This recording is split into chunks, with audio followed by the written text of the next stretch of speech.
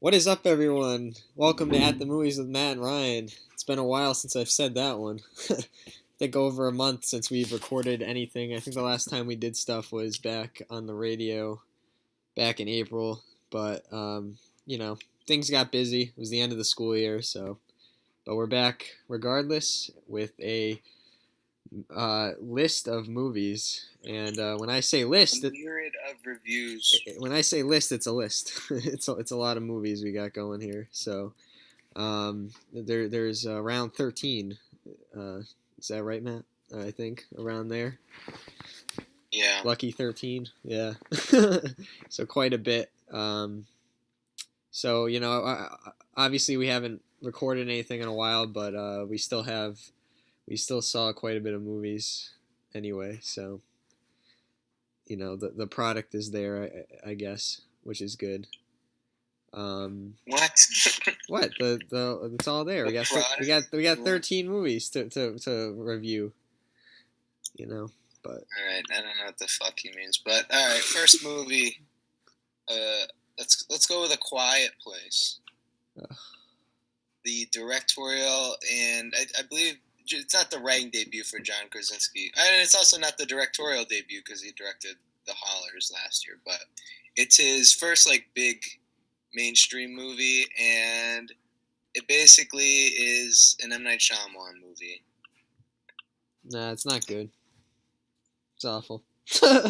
I don't get I the. don't say it's awful, but it's No, it's not. not. It's not off. It's not awful, but I mean, from people's standards, it definitely was. Like people were calling it like I don't. There's so many people I was talking to that was like, yeah, it's fantastic. And I think like what happens with like horror movies or just movies in general is when something's kind of different, like people just kind of like already assume it's good. Like I don't know. Yeah, it's a little unique, but it didn't necessarily mean it was great. I mean, the horror aspect, it wasn't scary, and that doesn't help. And then on top of that, like the script was pretty bad. It was pretty plain as far as like writing goes. It seemed like it was just boring, to be honest. And it felt longer than it was. It was an hour and a half, and it really dragged on. And you have good actors like Krasinski's a good actor, Emily Blunt's a good actor, but they don't really you don't really get to see their talent on screen because it's just there's not much to work with here. So I like the performances, especially the kids, and the I forget the girl's name, but she's actually deaf, and she did Millicent Simmons, I believe, and she did a good job. And I like that. I like the world building stuff. Like it definitely felt like a lived-in world where all this had happened and kind of the specifics of it. I thought all of that was very interesting. The character stuff is really just thin. It's very like the overlying conflict of the movie is something that could have been solved if they just sat down and had a conversation. Like it was very dumb. Like the character drama just wasn't interesting. I thought the creature design was pretty uninspired. It was just some CGI thing with a big ear. I get it. It has supersonic hearing, so it has a big ear. Cool. I don't know. It just felt really simplistic, especially compared to movies like Annihilation, where the detail and the creature work is really impeccable. To me, it felt a lot like an M. Night Shyamalan movie in the sense where it's trying to be this big crowd pleaser and try to balance kind of the tone between being scary while kind of being schlocky. Where there's scenes like where Emily Blunt is having her child while trying to be quiet with the monster in the room, like stuff like that. So I think the tonal balance isn't quite there. Am I supposed to take this movie seriously? Is it supposed to just be a crowd pleaser? It doesn't really ever make up its mind. And yeah, it just doesn't go anywhere that interesting. The end was kind of schlocky and dumb. Yeah, it was whatever. It was very just well, uninspired, it's I think. PG-13 too. I don't think that helps. I think movies hold back when it's PG-13. I really I do. think the movie could have been fine as it was if it just decided what the fuck it wanted to do. Because Yeah. if it just wanted to embrace the schlockiness, then the whole movie should have just been schlocky and not took itself so seriously. But if it wanted to be more of the Walking Dead, like post-apocalypse, like it comes at night style, but with an actual monster. That could have been cool too, but it didn't really pick what it wanted to do, so it's just kind of this awkward middle ground. But Yeah. I didn't hate the movie. I think Krasinski does a competent enough job as a director. There's a lot of interesting ideas to it, but it just didn't really work for me. Yeah. There was a couple. I did like the directing. That was one of my few moments that I did like, but I just for me like I, if if a horror movie isn't entertaining and the uniqueness doesn't carry it, then I just don't like it, and I think that's my kind of criteria for horror films. So I'm probably at a 4. There's no character. There's nothing. There's like the family Yeah, is very but much even kind of but even if generic. but I think we've discussed this. Like even if there isn't great characters, if the movie still wasn't interesting or the whole concept of it, to be honest. Yeah, but I think this movie definitely tried more than most to make the characters kind of stand Yeah, out more. yeah. No, there was definitely a lot of effort put in this, but I just I think it was trying. I think Krasinski thought it was more than it really was. I'm not gonna say that. I'm glad people Eh. enjoyed it. I just Yeah. Well, no, obviously, we're in the minority. Everyone enjoyed it. It was had a great rating on Rotten Tomatoes. The audience loved it. Although the audience I went to didn't seem to love it as much, but maybe because I don't know, it was daytime. But yeah, it was just kind of a miss for me. And I wanted to like it. It wasn't like I came in because you saw it before me and you were saying that it was mediocre. And I was still interested because I wanted to like it because everyone else was, but it just wasn't for me. So I give it 4.5 out of 10. I'll give it a 4. Okay. Yeah. Isle of Dogs. Ooh, I love I dogs. thought we reviewed that Wes one. Anderson's latest. Basically set in his own dystopia where in Japan all dogs have been banished to their own island, and one of their owners goes and looks to find them, and kind of starts a whole big conflict. But yeah, I mean, I'm a big Wes Anderson fan. Who isn't? But this is visually definitely one of his most impressive movies. The stop motion animation is very much improved from the last time he did it with Fantastic Mr. Fox, which was also great. His same kind of dry and like quick wit and acrobatic comedy is still there, and I think it works very effectively. And the movie's great voiceover cast also helps bring a lot of personality to even the smallest of roles. I think that there's a lot of charm here. I just think the script is really. I don't mean to say it's one of his weakest, meaning it's bad, but it's just compared to his great standards. movies, especially his recent fantastic movies, it lacks a certain focus, and I think this story kind of rambles in a few spots, but it's definitely a very entertaining and accomplished movie. Yeah, when we saw this, at the time we saw this, which was again a while ago, it was very refreshing for me to watch because there was a string of kind of I don't want to say bad movies that we saw, but just very like mediocre and uninspiring movies that we saw prior to that. And when I saw that, and that was the first Wes Anderson movie I saw, so I can't really speak on his past work, but yeah, I was really impressed, and I found it a lot more funny. I didn't think it was going to be a comedy walking in, or at least how, like you said, witty the script was. I wasn't really going into that, but I think that was a good thing that I didn't really know much about Wes Anderson as a filmmaker or the movie in general, and I was really impressed. I was really entertained. The movie never took itself like too seriously. I had a lot of fun with it.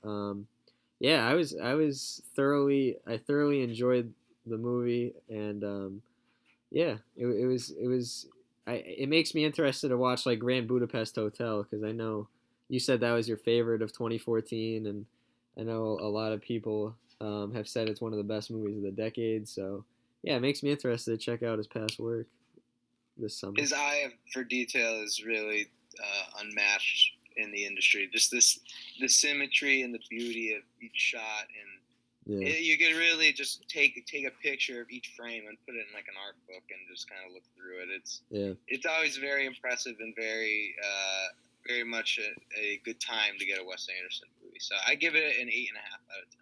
Yeah, I'm at an 8. Also, the cast, like I know you briefly mentioned it, but it's incredible how like many like huge actors are in this film. Like I feel like that's Most crazy. of them are his regulars. Like Yeah, most of those people are just in all of his movies. it was insane. It was nice though. Yeah, good time.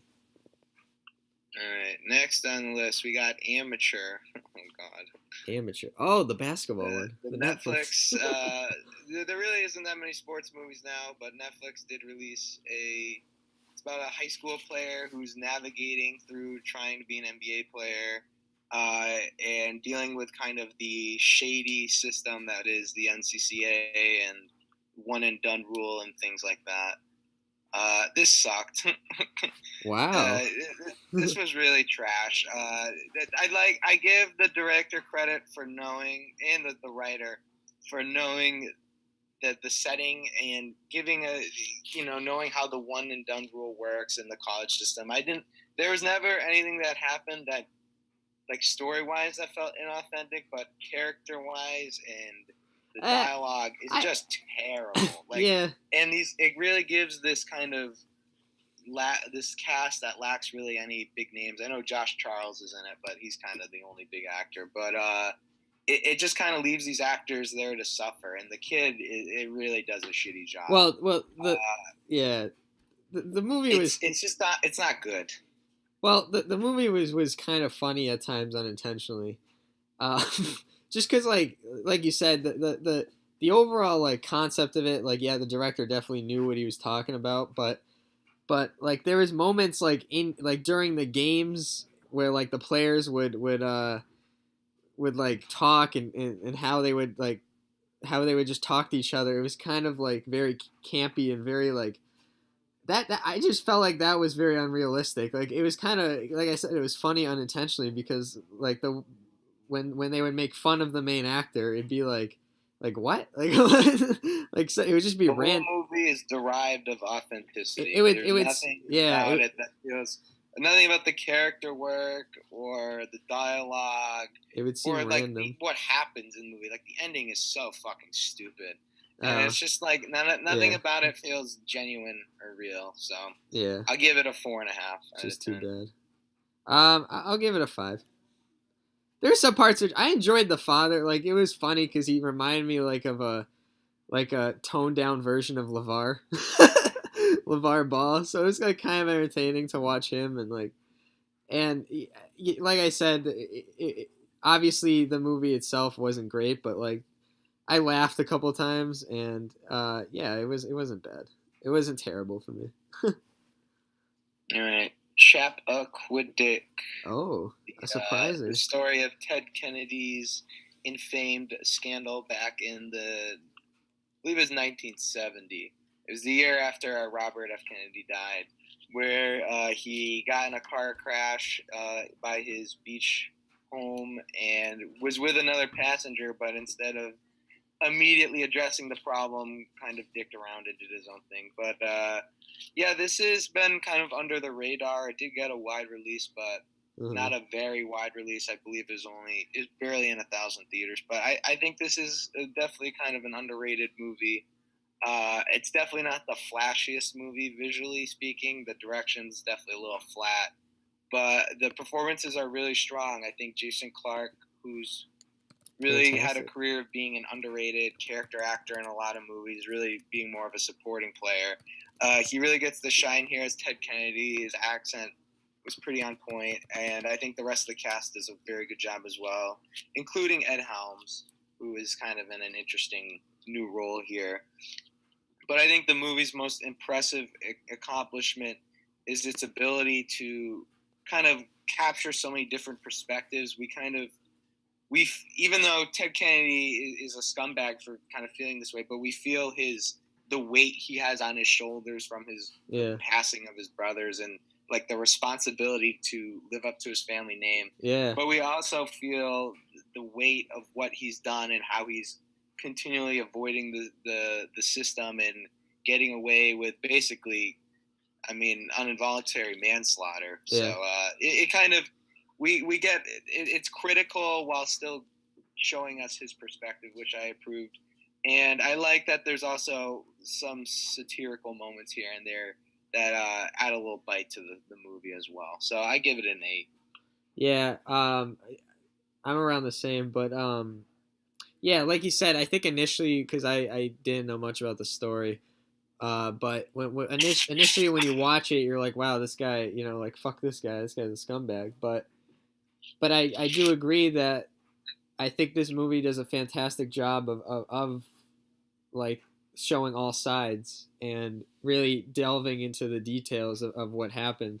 And I think it helps too that it stayed pretty focused. It stayed in one part of Ted Kennedy's life, and it never really went off the rails, which was nice. And yeah, it was another surprising. It was another surprise for me. And I know we saw the film like at 9 p.m. and I was exhausted, and I was happy that it went by pretty nicely, and it was entertaining at the same time. And I agree. I definitely enjoyed some of the comical parts of some of the things he was trying to do to get out of the trouble he was in. So yeah, I'm around the same. I'll go 8 as well. Yeah, a good flick. Yeah. Definitely hope it. I don't know. I feel like that people write it off a little because the filmmaking is kind of average to say the least, but there's definitely some interesting things under the hood if you look. But Yeah. Next movie is The Rampage with Dwayne The Oh, we're Rock doing Johnson. that one now. I like that. It's pretty much you've seen a movie with The Rock before. This Yeah. is it. It's fun.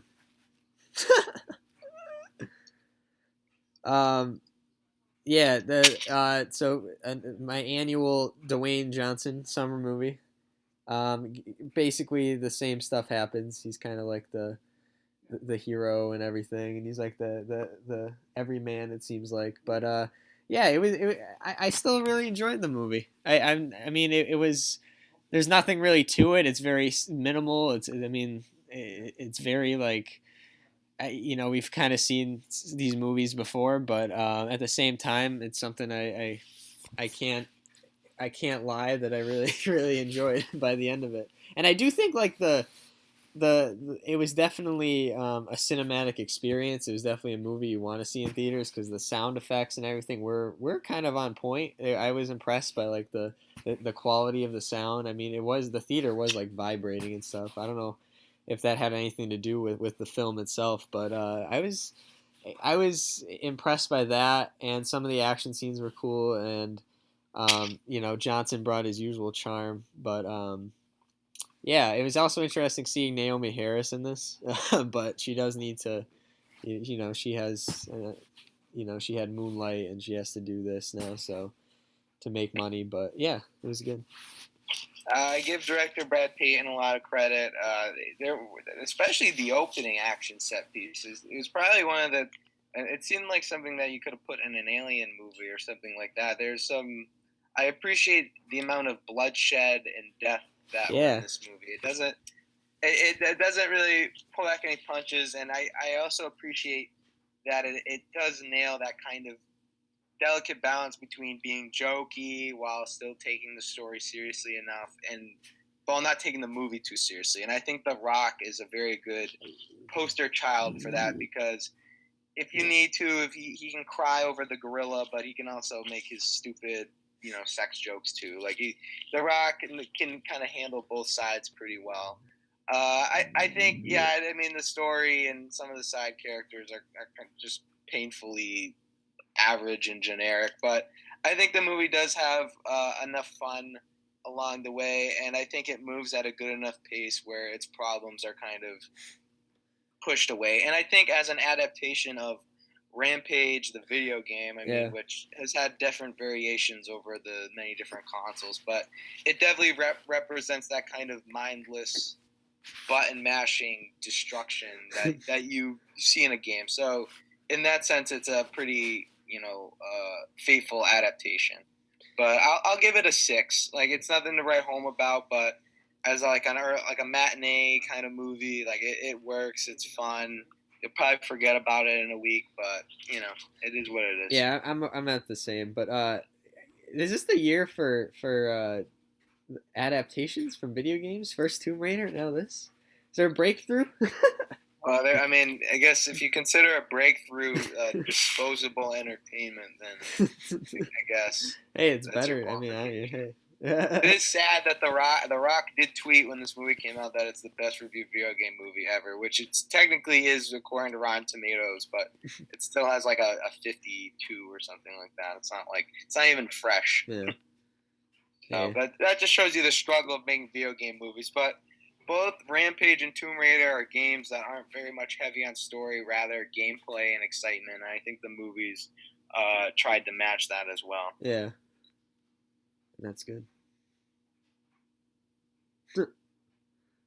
So our next movie is the next movie I just saw, Truth or Dare. Oh, This you could sucked speak on ass. this. I didn't see this. I'm sick of Blumhouse. I'm really tired of these shitty horror movies. Like Happy Death Day was really bad too. This is even worse. It's borderline incompetent. Every scare is more funny than it is scary. And like the Truth or Dare aspect, the face, it's like basically just a Snapchat filter, and it looks so fucking goofy and silly. It's just utter nonsense. The acting is terrible. It's a real piece of shit. It would definitely be a movie I hated if I mean I was bored, but I think there's enough unintentionally funny parts where I didn't want to quite commit Sudoku, but it's pretty bad. So I'll give it a 2. It was pretty shitty. Yeah, I did not see this. My brother did. He probably could have came on here, but yeah, I'm not interested in it at all. But that's all right. It sucked ass. All right, we can move on. Next movie. Oh, definitely a step up. You Were Never Really Here, the latest from director Lynn Ramsey, who's, I think her last movie, We Need to Talk About Kevin, was definitely one of the more underrated movies of 2011. And I think what she does well in that movie really translates here. This is it's a familiar story, but it's tackled in a very unique and a very visceral way.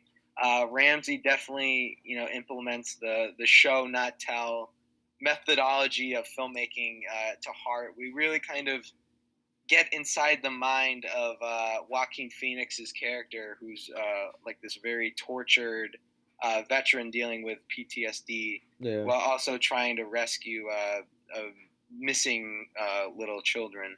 But I think that just the visceral nature of the direction is really impressive, and it's can often range from being quite moving and haunting to the action sequences having a real bite, despite the movie never soaking in the violence. But the real star really is Joaquin Phoenix, as usual. He's the best actor on the planet. Any performance, he disappears in the role with such ease. The intensity, the naturalism of his delivery is always immensely impressive.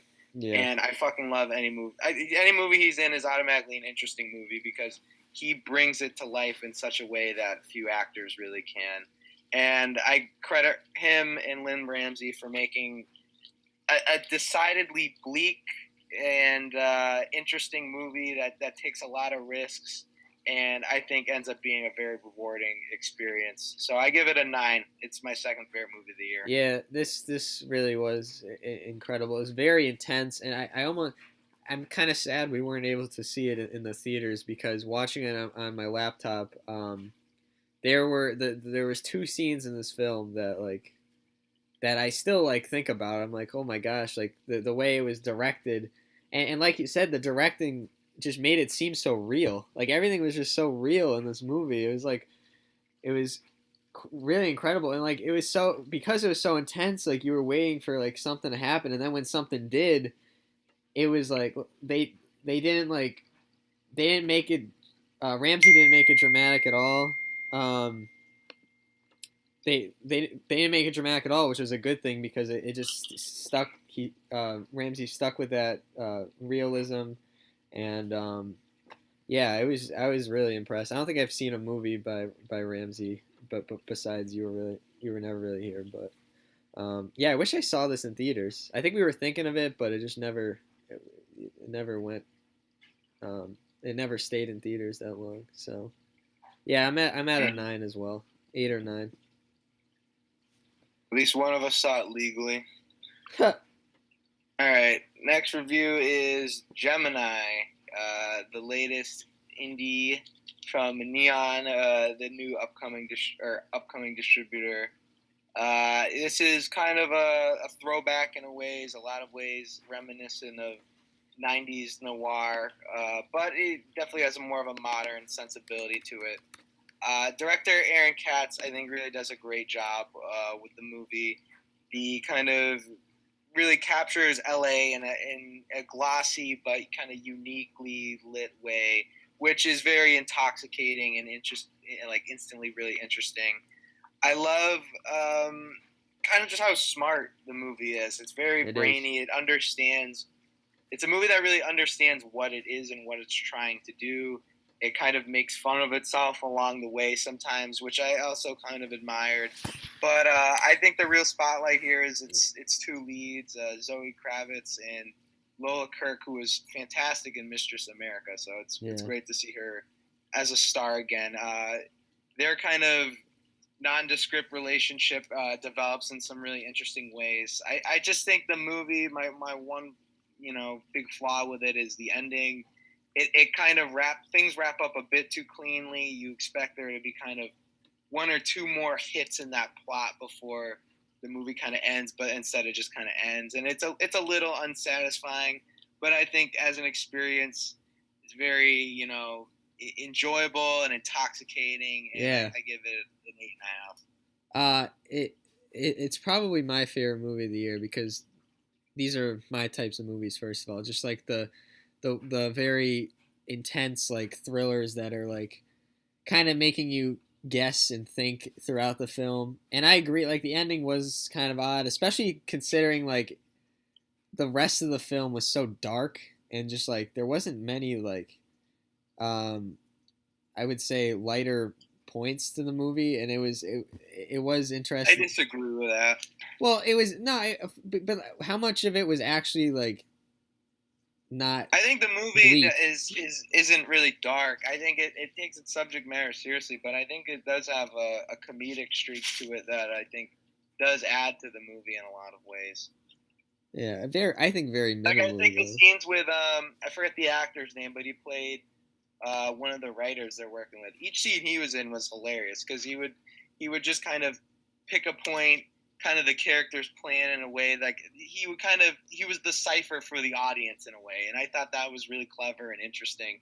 And it's stuff like that that really makes me think that Aaron Katz approached his material in this movie and with a great understanding of how noir film really works. Yeah. And I think the fact that he's able to bring some cleverness to his own movie in that way is really enjoyable and impressive. Mm-hmm. Yeah, I'm probably at a 9 as well too, but I give it an 8.5. Yeah. I can't go 9. A lot of these, I just think the ending lacks depth. It was very simplistic. I mean, the movie itself wasn't that deep though. Like it was just but it for a movie that's building up with so much tension and there's so much uncertainty to just kind of it had a decent twist, and that's it. It had a decent twist. What? It had a decent twist at the end before like the final scene. It didn't really conclude that. It kind of just it wrapped things up before things. It was too clean. Because with that twist should have came more problems along the way, but it just was like, oh, nah, ending the movie, bye. And I was like, oh, really? Because I would have been. Then they would have needed a second one. Another 10 or 15 minutes and kind of, paid. We kind of dealt with the consequences of what happened, but instead it kind of just doesn't. But a little disappointing, but still 8.5 out of 10. Very satisfying movie. Yeah, I agree. The next release, let's see. Probably. the week of Adam Sandler's latest Ooh. Netflix comedy, this time starring alongside Chris Rock. This is cute, I guess. I mean, I think it's definitely good that Sandler is working with different directors. Robert Schmiegel, who's kind of been in the comedy scene a long time, does a really good job here at creating a kind of farcical energy where jokes are just flying every minute, and while all of them don't hit, a good amount of them I think do. But I think the thing that definitely separates this from most Sandler movies is that it doesn't really cover itself with schmaltz. Like the dramatic beats of the movie are very kind of small, but the smallness of them made it felt more realistic, and that way they were more genuine. And I didn't like cry or anything, but it was cute and touching in its own way. I kind of wish they did more with Chris Rock. He's just kind of Yeah, expendable that was a to waste. be honest. But for what it is, it's not half bad, and it's good that Sandler's kind of finding his comedic comfort zone again. Yeah. These movies are definitely not great, but they're decent. Well, he did Sandy Wexler, he did Meyerowitz Stories, and now this. I mean, you can't. Well, I wouldn't be counting Meyerowitz Stories as an Adam Sandler comedy. I know. I'm saying he's had a decent streak recently. I think more better than like I think both of us would have expected, because like before that he was doing. No, I mean whenever Grown-ups. Sandler works with a big director, it always means something good. I mean, with Apatow and Funny People and Punch Drunk Love with Paul Thomas Anderson, it's for him. It's just that turning on the switch of wanting to do that stuff. Like Yeah, he's like so LeBron. much of his career. I mean, from 2004 to 2013, he just did comedies. He didn't really tap his toes back into the dramatic waters until more recently, and I'm kind of glad that he is getting back to that, because I think he's a talented actor when he wants to be. I agree. So what's your rating for the movie? I'm gonna go 7. 7? Why? I thought it was generally funny, and it was supposed to be a comedy. And if a comedy is generally funny, then I think it's a decent movie. I do agree that Chris Rock, for someone who is a comedian, was kind of like the serious man, the straight man, I guess, in this film. So that was a little weird. Maybe it was a little miscasting there, but overall, I think it was really enjoyable, and I don't think it wasn't original by any means, but yeah, it definitely had a certain charm to it for sure, and there was a few genuine moments. I really enjoyed a lot of there in Sandler movies. There really isn't a lot of like genuine dramatic moments that are like comedies like this, and I think that this was one of the few. So I'll give them credit for that. Yeah, it was a passable Netflix movie. It's a good fit for Netflix. All right, the big kahuna, Avengers: Infinity War. Yeah. I mean, you either know what this movie's about or you don't. You either seen all the Marvel movies you haven't. But yeah, I mean, I joked when I first saw it. It's really the moviest movie ever. There's so much going on. And, that much going on, it is detrimental to the movie at certain points. But as a blockbuster, it's satisfying, and there's a lot of entertainment to be had. And I think when the movie takes itself more seriously, and I think it actually works, the character moments. And I give the Russo brothers credit for that. Thanos. Definitely, I mean, probably everyone on the fucking planet's already seen the movie, but I think Marvel fans in particular will definitely be satisfied by it. Yeah, like I said, though, for me, it's just too much going on at points. Certain characters are just kind of left in the dust, and I mean, I guess you can mean that literally and figuratively. But it's still fun. I give it a 7.5 out of 10. I'll give it an 8. This is the second Marvel movie this year that we've really had a great villain too. I mean, I think it's worth mentioning that Thanos is really the main character. Yeah, he really is. He's like the main event, and his character out of all of them is probably the best developed as the movie goes along, and we really learn a lot about him, which is something that happened in Black Panther too with Killmonger. So yeah, it's been a good streak for Marvel. We're really not known for this. So yeah, it was like I said, I'll probably give it an 8. There was a lot going on. What seeing the Guardians in the film was a nice touch, though, I will say. Um, I think that was the first time, right, that they've been in an Avengers movie.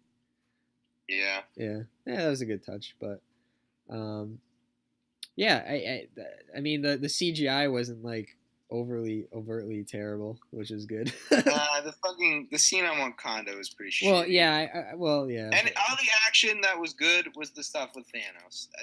Thanos, because there was real weight to it. yeah, That's the thing. What so many Marvel movies miss that this movie has. This movie, there's depth to why the villain is doing what he's doing. yeah, You understand his perspective, not that you agree with it, but you understand it. So there's depth to the conflict at hand. And all the other fucking Marvel, or most of the Marvel movies, it's just this guy is mad, bang, bang, bang for fucking 40 minutes, and it's yeah. just boring as shit after a good 10 of them. So, mm-hmm. Yeah. but I give the Russo brothers credit. I mean, making a movie of this magnitude, I can't imagine just how much shit was going on set and stuff. But Yeah. so, I mean, they obviously deserve credit. Yeah. It's like taking care of a big family. I guess so. The next movie we have, I'm just gonna call it Anyang because I enjoyed the Arrested Development reference. So that's what I'm calling it. So Anyang, the latest from Andrew Nichols, who has kind of cratered after a promising start to his career. I mean, he wrote The Truman Show, which is awesome. He directed Gattaca, Lord of War, which was awesome. But since then, he did In Time and The Host, which were both pretty fucking terrible in their own right. This movie at least is competent. Yeah. I think a lot of it works because of Nichols' dedication to his premise. He's constantly throwing stylistic flourishes in to kind of engage the audience, and I think it does at least give this familiar story an interesting new sheen to kind of view it from, which I appreciate. Clive Owen really hasn't been in the star of a movie in a long time, and I was kind of glad to see him here because he's always solid in whatever movie he's in. The story sucks though, and it ends in the most corny fucking. It ends in like my biggest pet peeve. It's like, let's just spell out the theme in the last scene, where they're just like, "You're not like." I don't want to spoil it, but the Hell or High Water ending. Yeah, it was funny. It was funny how stupid it was. Yeah, you're never anonymous. What are you trying to hide? Why do I have to hide anything? Oh my god! The movie's it so clearly sticks its privacy message down your throat that it really has no effect. But as kind of a piece of genre fare, I think it works well enough. So I'll give it a 6. Wow, I'll give it a 5. I was pretty disengaged after like the first 45 minutes. I think I like. For me, the style made it. Like I think, Andrew Niccol at each turn really kind of, at least he engaged me in that sense. And I think the performances were good enough where even though the story doesn't go anywhere interesting, and especially the twist of who the killer is was fucking dumb. Oh, yeah. But even though it doesn't really go anywhere interesting, I was at least with it along the journey. So that's why I lean towards a 6. Yeah, I'm probably at a 5.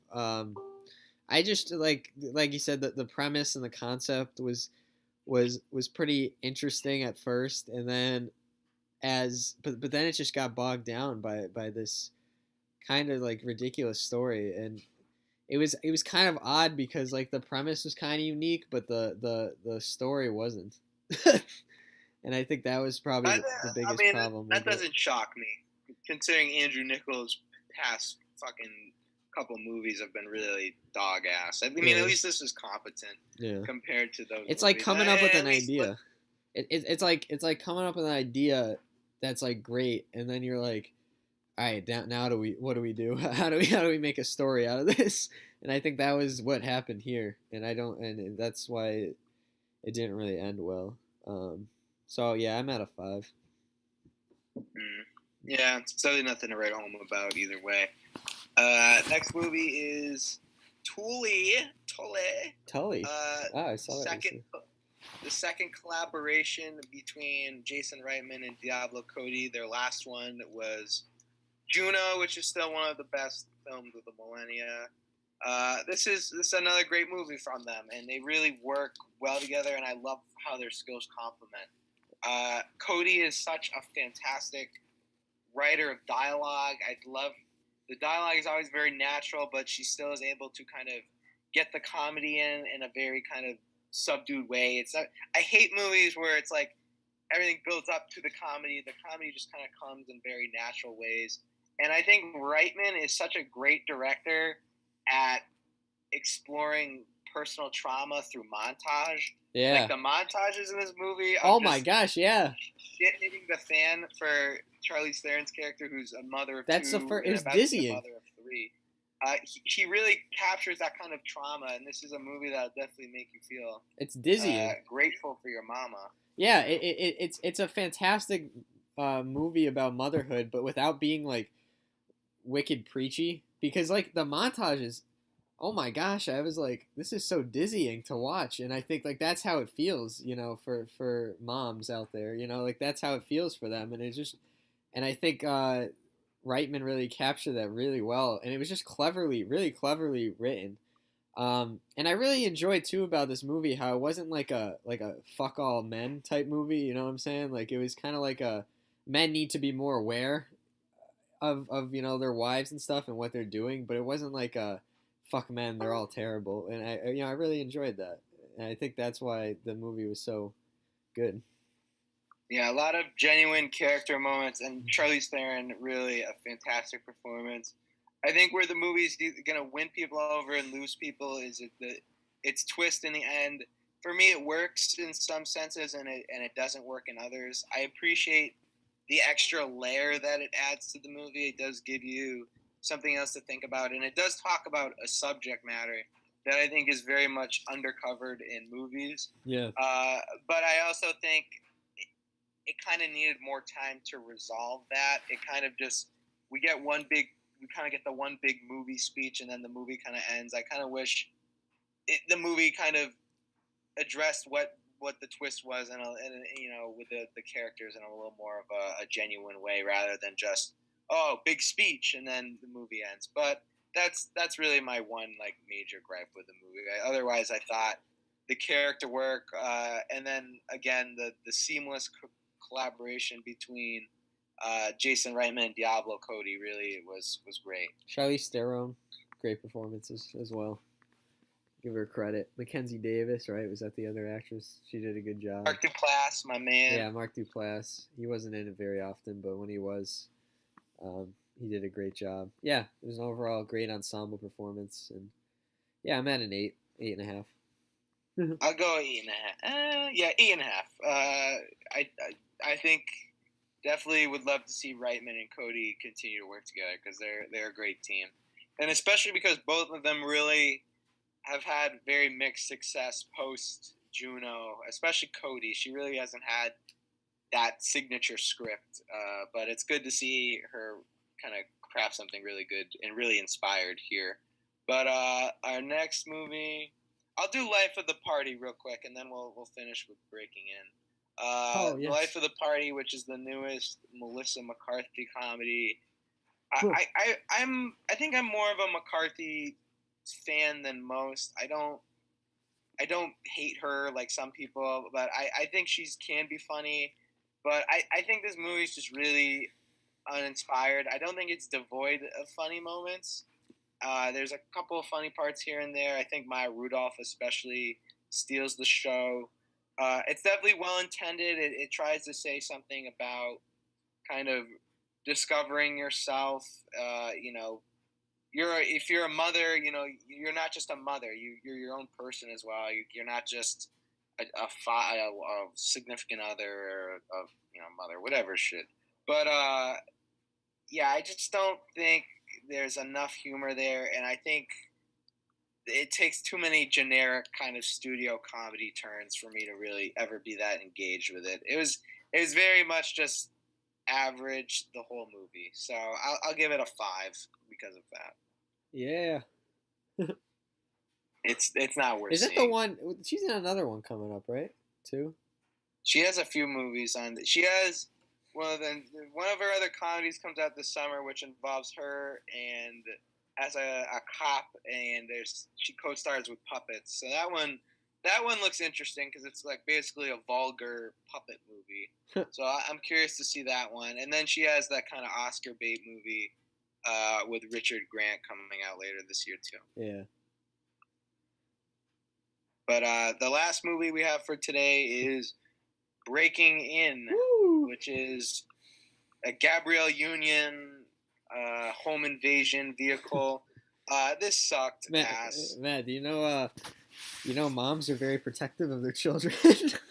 I guess so. I don't know if people knew that, but this movie definitely educates the audiences on how protective mothers are of their children. Oh my god, the movie, it's so clumsily done in so many aspects. But the funniest part of the movie is they definitely try to nail in the mom point, and literally as a character is about to murder Gabrielle Union with a fucking giant machete knife. He literally says to her, "I wish I had a mom like you." Like, oh my god, like, woof. This movie was really incompetent in almost every level. The director, James Mateague, has done a few. Like he did V for Vendetta, which is a great movie, and since then has just directed schlock. It's not like the thriller aspect is literally non-existent because we never. No. The movie doesn't show us what Gabrielle Union is doing, like how the way she's tricking the people who invade her house. It just kind of we just see the reactions of it, which is a lot less interesting than kind of getting a perspective on like that cat and mouse game. But the acting is fucking god awful. The dialogue is even worse. And there's just no style or energy to it to really make it all that engaging. It's like here's another instance where like the premise was so bad and like it was like they didn't take any time. It looked like they just kind of like had this idea of we're gonna make a movie about how moms are protective of their children, and it's like the premise was so stupid and it was just like it was like so rushed. It seemed like, and there was nothing to it. It was very like skeletal, and then like it just if any I know you haven't seen it, but if people have seen the movie Hush, it was just very like it was very similar to Hush. It was almost like derivative of it. Like I mean, for me, that I'm not going to complain. All home invasion movies have to follow the same. I know, story, but it for me like it reminded me just because of the like, just because the idea it kind of starts with people invading the house, and that's kind of like how Hush did, and it for me it just seemed very similar. But yeah, other than that though, like the movie itself was just really incompetent, and yeah, they really were not subtle at all with their message. I think there was every other line was moms are protective of I gotta protect my children, or like every other line was the bad guys in the movie being like these are her children, she won't give up, or like something like that. This is really it was really shitty. Yeah. The funniest part of the movie was when the movie ended. It went to cut to black for 10 seconds before the credits came on, and it was like the most dumb thing I've ever seen in a movie. And I'm like, they can't even get the cut to credits right. Like, it's just so incompetent. I give it a 2.5. It was. I'll give it a 3. There's some unintentionally funny parts which are nice, but that's kind of it. Yeah. Well, that's it. That's the list. That's the list of movies over the past month that we've seen. The summer is here; it's in full force. So, Matt and I will be doing these podcasts with less movies to review. Hopefully, in the future videos. Hopefully 3 at most from now on this summer. So, but there's a lot to look forward to. The new Solo is coming out, which I don't know how excited Matt is on Solo, but I'm interested in it regardless. But yeah, so keep out for that. I'll put this video up. If you've missed any of our past content, which it's been a while, but it's still up there, go check that out as well. We're up to 13 subscribers. We actually gained like two, even though we haven't put up anything. So that's interesting. So check out that, and we'll be back, I'm sure, soon. And so keep an eye out and have a good rest of your days.